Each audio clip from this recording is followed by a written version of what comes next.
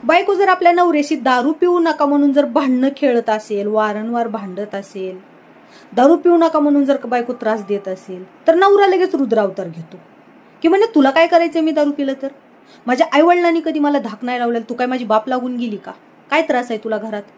मी लाख दारू पिईन, मी कमवतो आणि मी दारू पितो, तुला काय घेणं देणं आहे? मला माझे कधी भाऊ बहीण काय म्हणत नाहीत, माझे आईबाप काय म्हणत नाहीत, तुला आणि लेकराला काय ग प्रॉब्लेम आहे त्याचा?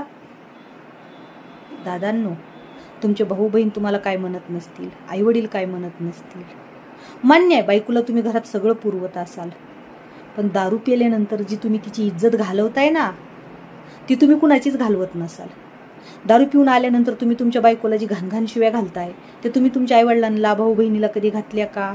आणि आईवडिलांचं तुमच्यावर प्रेम असतं, आपल्या मुलाला वाईट वाटायला नको म्हणून ते फक्त एवढं सांगू शकतात, बाबा रे दारू नकोस पिऊ, दारू वाईट आहे रे, चांगली नाही.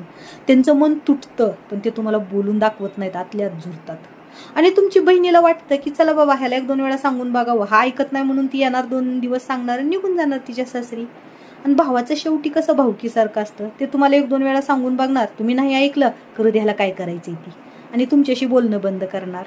पण बायकोचं तसं नसतं, तिला जन्मभर तुमच्या सोबत राहायचं असतं. तुमच्या परपंचातलं काय नुकसान झालं तर ते नुकसान बायकोचं लेकरांचं होत असतं, म्हणून ते तुम्हाला वारंवार टोकत असतात, हे लक्षात घ्या.